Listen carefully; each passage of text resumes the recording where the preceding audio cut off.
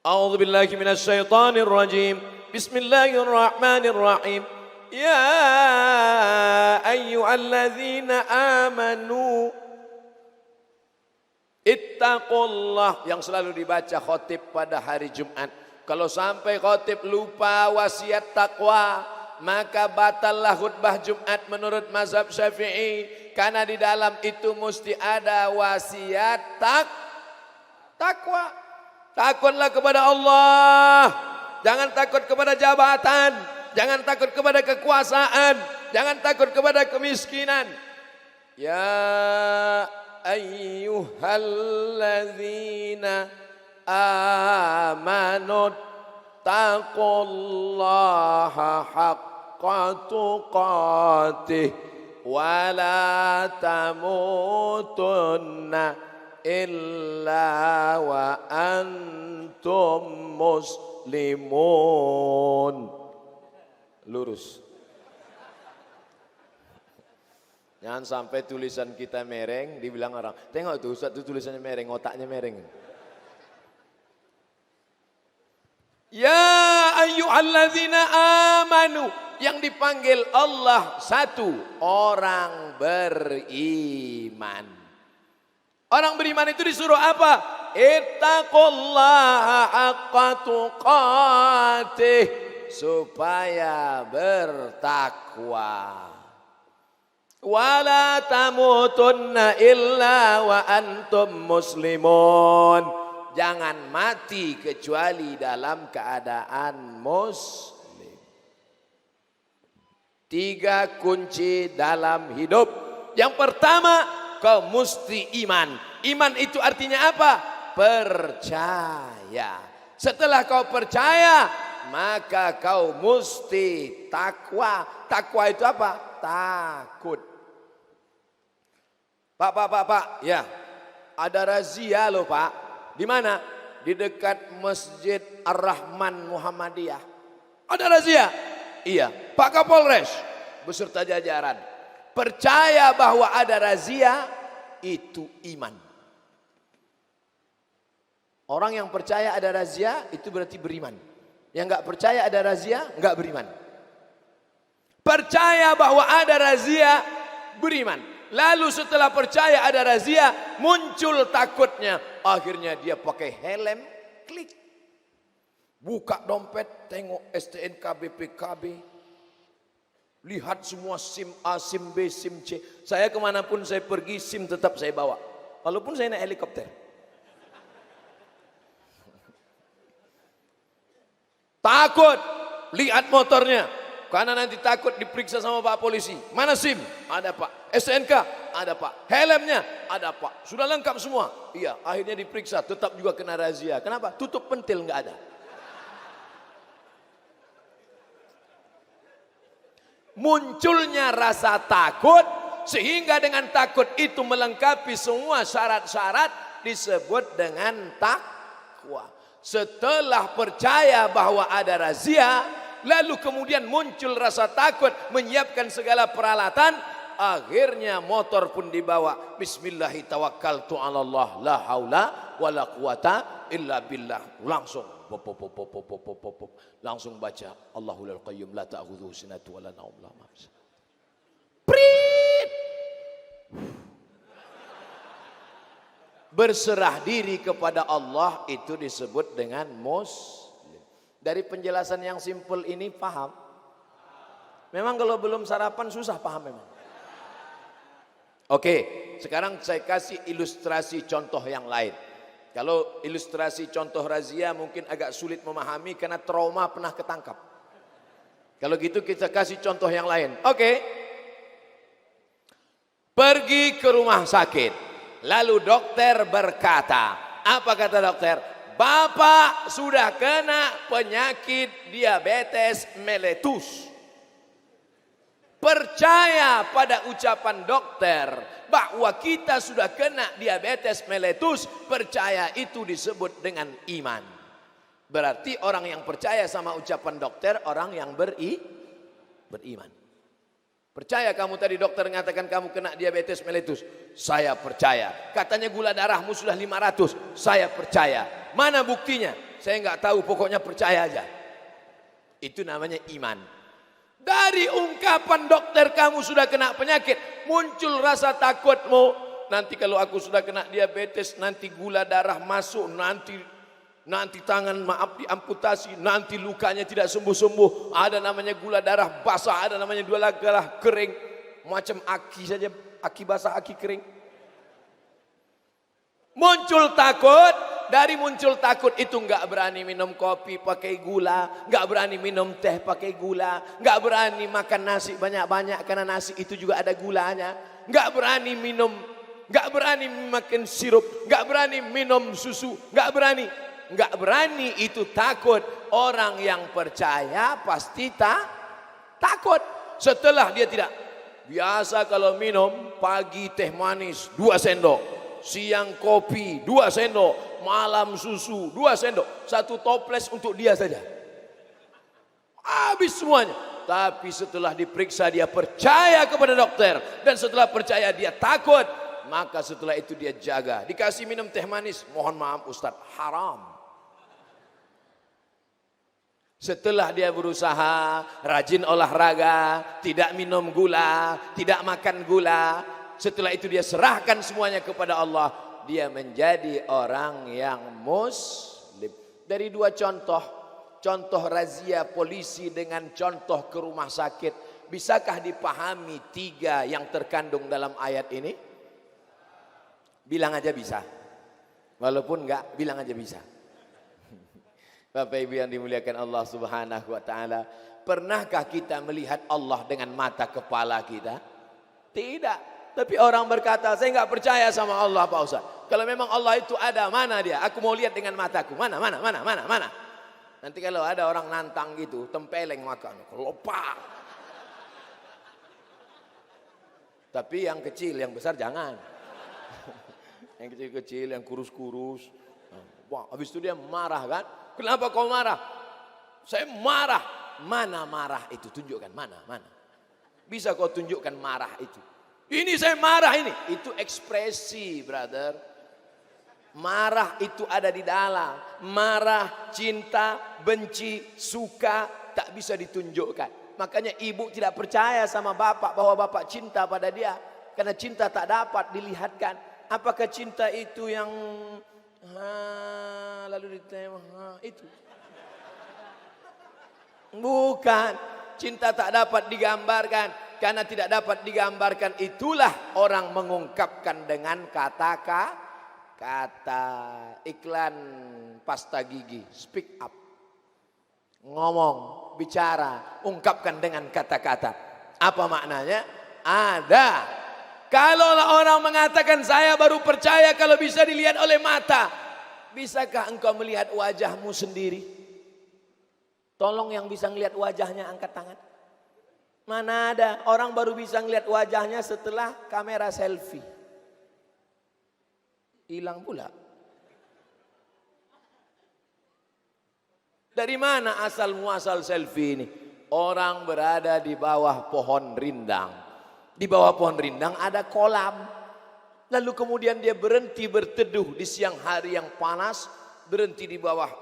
Dia lihat wajahnya di kolam. Awalnya dia takut, dia sangka jin. Rupanya wajah dia. Itulah asal muasal orang melihat wajahnya. Cikal bakal cermin. Akhirnya dibuatlah cermin. Tapi cermin tidak jujur. Cermin tidak jujur memperlihatkan wajah kita. Kenapa? Telinga kanan nampak di sebelah kiri. Yang paling jujur menceritakan diri kita adalah kawan-kawan, teman-teman, sahabat kita. Yang paling jujur adalah jamaah Masjid Ar-Rahman Tanjung Selor. Mereka akan berkata, Ustaz Somad, pecimu miring ke kanan. Ustaz Somad, sorbanmu panjang sebelah. Ustaz Somad, singletmu kelihatan. Apa maknanya? Jangankan mau melihat Allah, melihat wajah kita sendiri pun kita perlu bantuan cermin. Masuk koper kita ke dalam kotak di airport namanya X-ray. Masuk ke dalam, bisa petugas itu melihat. Petugas tertulis absek. Tak apa kepanjangannya. Masuk koper kita bisa terlihat. Bapak bawa air minumnya. Enggak ada. ini ada satu botol. Lupa. Keluarkan Pak. Dari mana dia tahu? Ternyata ada cahaya X-ray. Coba kita buka itu kotak. Mana cahaya? Enggak kelihatan. Kalau cahaya saja tidak kelihatan, apalagi cahaya di atas cahaya. Nur ala nur. Orang barat berjemur di pantai Kuta, Bali. Untuk apa mereka berjemur di pantai? Mau cahaya ultraviolet masuk ke kulitnya. Mereka mau hitam. Makanya bapak yang istrinya sudah hitam, berbahagialah. Enggak perlu membawa ke Bali untuk hitam. Orang barat bayar visa naik pesawat cuman mau hitam. Dia belum berjemur udah hitam. Saudaraku yang dimuliakan Allah Subhanahu wa taala. Artinya apa? Cahaya ultraviolet saja kita tidak bisa lihat. Cahaya dalam kotak X-ray saja kita tidak bisa lihat. Detektor logam. Lewat kita detektor logam mau naik pesawat. Tep. Bapak ikat pinggangnya sudah dibuka. Saya memang nggak pernah pakai ikat pinggang. Dari dulu. Bunyi. Detektor. Bapak ikat pinggangnya. Sudah buka. Jam tangannya. Nggak ada jam tangan. Cincinnya Pak. Sudah buka. Kenapa bunyi juga? Rupanya lutut besi. Mohon maaf dek. Saya memang di luar nih nggak ada. Tapi ada satu di dalam. Mana? Ini dia. Mau kamu buka ke sini. Artinya apa? Ada yang bisa membaca detektor padahal tidak bisa dilihat oleh mata, tapi dia ada. Ini sekedar menjawab mereka-mereka yang maunya mesti ada. Aliran ini disebut dengan aliran materialisme. Karena mereka mengatakan semua mesti bisa dipegang, bisa disentuh, bisa dilihat, bisa dijilat, bisa ditangkap dengan panca indera. Baru saya percaya. Namanya yang bisa dilihat, disentuh, dijilat, diraba, dirasa itu materi. Alirannya materialisme. Pokoknya kalau nggak bisa dilihat, nggak bisa disentuh, nggak bisa dipegang, saya nggak percaya. Nauzubillah, kita percaya kepada Allah, kita rasakan keberadaannya dengan apa? Dengan banyak-banyak beribadah. Allahu Akbar. Mana ada jamaah Masjid Ar-Rahman Tanjung Selor kalau sudah sholat menengok ke atas. Ini nampaknya ada kipas yang mati nih. Mana ada? Dia kalau sudah sholat melihat tempat sujud, padahal tidak ada tertulis Anda sholat lihat tempat sujud karena kamera CCTV hidup. Nggak ada. Dia merasakan keberadaan Allah. Sampai ke kata suci Makkah Al-Mukarramah, labbaik Allahumma umrah. Setelah dia katakan labbaik Allahumma umrah, dia tidak akan cabut bulu hidungnya. Walaupun gatal. Kalaupun gatal dikit-dikit aja. Gatal juga sekali lagi. Gatal juga ambil dinding. Karena kalau dia cabut bulu hidung, dia kena denda, bayar fidyah. Giginya nyangkut tadi ada daging. Lalu kemudian dia ambil duri dari pohon korma. Dia tusukkan. Tidak akan dia lakukan. Karena kalau sampai mencabut batang pohon, ranting batang, kena denda. Apa yang sedang dilakukan Allah dengan ibadah-ibadah ini? Sholat gak berani garuk-garuk, gak berani ngeliat-liat macam-macam. Mana ada orang sholat di masjid? Lihat. Tiba-tiba bunyi cicak. Lihat. Oh, cicak kawin. Nggak ada. Itu semua adalah setelah percaya ditanamkan rasa takut. Sekarang banyak orang percaya tapi nggak takut. Bro, ada razia di sana. Biar aja razia. Kok nggak pakai helm? Terserah mau tangkap. Ini memang motor curian, ambillah. Oh, nggak bisa begitu. Setelah kita percaya, kita mesti ada rasa takut. Bro, kata dokter ente udah kena diabetes meletus, nggak takut ente? Ya terserah, mati-matilah, aku nggak peduli lagi. Kalau mati nggak apa-apa, nanti kau setengah mati. Oh iya ya. Mesti munculkan rasa takut. Puasa sunat, pergi ke dalam kamar mandi, sampai di dalam kamar mandi kunci tutup. Lihat bak, orang kalau sedang puasa ngelihat bak itu seperti danau Taubah. Wow, sirup. Nampak cincau memanggil. Hai kata cincau, kau ambil seteguk, kau masukkan ke mulut. Nggak ada yang tahu. Atas nggak ada, kiri kanan nggak ada. Nggak mempan seteguk, kau buka peci, masukkan kepala ke dalam. Sebelum keluar, keringkan bibir, miringkan kepala. Panas yang ini ya. Tapi ternyata Allah bukakan, nggak berapa lama.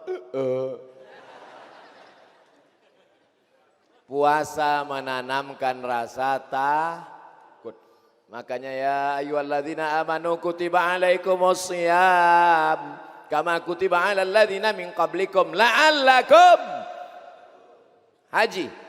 Faman farada fihinnal hajja fala rafasa, jangan melakukan yang berbau seksual, wala fusuqa, jangan melakukan perbuatan yang mungkar, wala jidal, lidah jangan kasar, caci maki, sumpah serapah. Salat, inna salata tanha anil fahsya wal munkar. Ini harus dipahami dalam beragama. Kalau tidak kita akan mempermain-mainkan agama. Yang paling mengerikan, orang beragama hanya sebagai candu. Itu yang ngomong begitu tuh marxisme. Tadi ada namanya materialisme. Ada satu lagi namanya marxisme. Nama nabinya Karl Marx. Kalau dia pengikut Marx, Marxisme. Kalau pengikut Was, Somadisme. Kata Karl Marx, agama itu hanya candu saja. Kenapa agama candu? Agama seperti opium. Agama tidak mengajarkan kebaikan. Agama dianggap sebagai laundry. Buat dosa, maksiat, korupsi, hantam, bantai, ini makan segala macam. Habis itu pergi umroh 30 juta ke Makkah nangis. Labbaik Allahumma. Udah sampai di sana pakai jilbab panjang. Pulang, buka lagi. Ditanya, mbak, kemarin di Makkah kok jilbabnya panjang, sekarang kok dibuka? Tuntutan skenario. Beragama model apa ini? Padahal kita dituntut beragama itu percaya, dan buah dari percaya adalah takut. Makanya ayat ini tidak pernah ditinggalkan khatib saat hari Jumat. Ya ayyuhalladzina amanu taqullaha haqqa tuqatih wa la tamutunna illa wa antum muslimun. Pulang bapak dari sholat Jumat, anak sama istri yang perempuan yang gak ikut sholat Jumat nanya, Papa, jangan panggil papa, kita makan sambal terasi. Apa kata khotib tadi Pak? Ya ayyuhallazina amanu taqullaha haqqa tuqatih wa la tamutunna illa wa antum muslimun. Perasaan Jumat yang lalu ayatnya itu juga. Memang itu aja. Yang lain apa Pak? Pas habis khotib baca itu papa pun terbang. Enggak apa-apa. Yang penting kalimat ini masuk ke telinganya. Sudah didengar tiap Jumat sebulan 4 kali, setahun 48 kali, 52 kali. Tapi subuh ini kita tanamkan. Saya sudah pernah dengar penjelasan ini Pak Ustadz. Hafal kaji karena diulang, pasal jalan karena dilalui. Jalan di hutan, itu kalau nggak pernah kita lewati akan tumbuh rumput, akan tumbuh lalang. Tapi kalau sering kita lewat, maka dia sudah menjadi jalan. Begitu juga sering-sering dengar pengajian. Ngantuk-ngantuk dikit gak apa-apa. Anak main-main lompat-lompat lari-lari gak apa-apa. Kalau di masjidmu masih ada anak lompat-lompat lari-lari, bersyukurlah 20 tahun akan datang Masjid Ar-Rahman Muhammadiyah Tanjung Selor masih tetap ada orang sholat berjamaah. Ini sekarang banyak orang kalau anak-anak kecil, anak kecil pulang. Aku ngeliat nanti kumat darah tinggi, pulang. Bapak, masjid ini kita tidak akan lama mengisinya. Abdul Somad hanya sanggup sholat di masjid ini sampai 2040. Saya sudah hitung mati 2040. Lahir 1977. 2040 63 tahun. Sekarang umur 24. Masih ada kesempatan beberapa tahun lagi. Sisa hidup ini kita pakai untuk percaya. Setelah percaya kita takut. setelah takut barulah kita wala tamutunna, jangan mati kecuali engkau dalam keadaan muslim. Nama agamanya Islam, nama orangnya muslim. Kalau satu orang muslim, kalau dua orang musliman, kalau jamak muslimun, kalau perempuan muslimat, muslimin, muslimat, mukminin, mukminat. Belum kawin, belum sunat. Setelah engkau percaya, muncul rasa takut. Setelah itu dari mulai takut sampai mati, jangan sampai putus, melainkan dalam keadaan muslim. Makanya dalam solat tadi kita katakan, inna solati wa nusuki wa mahyaya wa mamati lillahi rabbil alamin la syarika lahu wa bidzalika umirtu wa ana minal, aku termasuk orang muslim. Ustaz, tapi saya iftitahnya enggak baca itu. Saya tahu. Allahumma ba'id baini wa baina khataayaya kama ba'adta bainal masyriqi wal maghrib. Ya Allah, jauhkan antara aku dengan catatan dosa-dosaku sebagaimana kau jauhkan antara timur dan barat.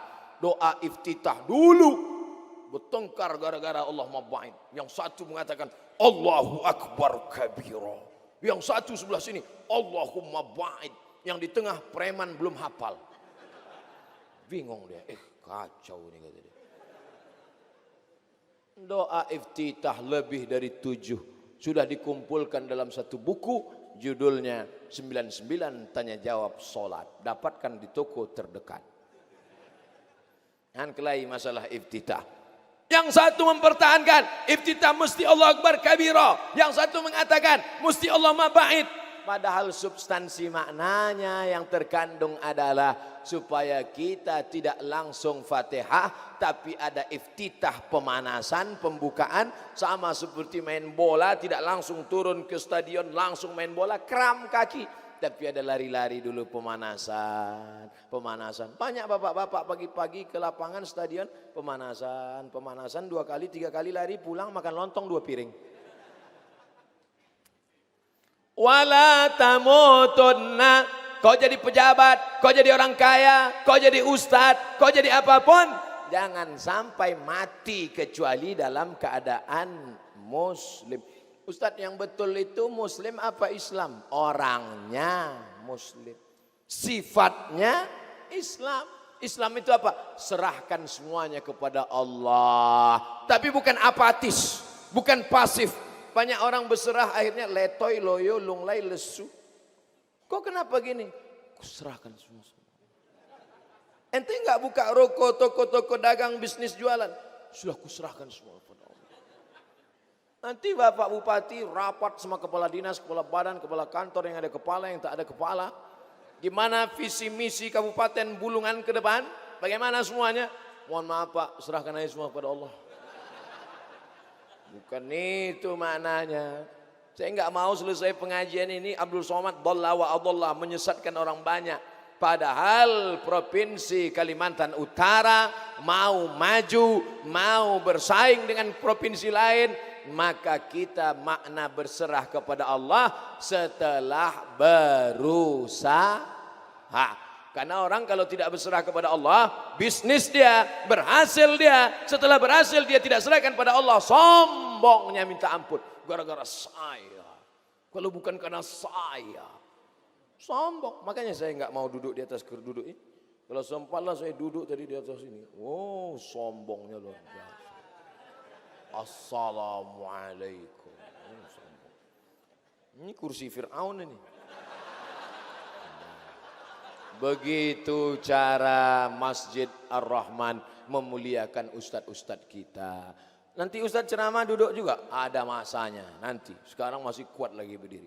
Nanti udah agak-agak 20 tahun.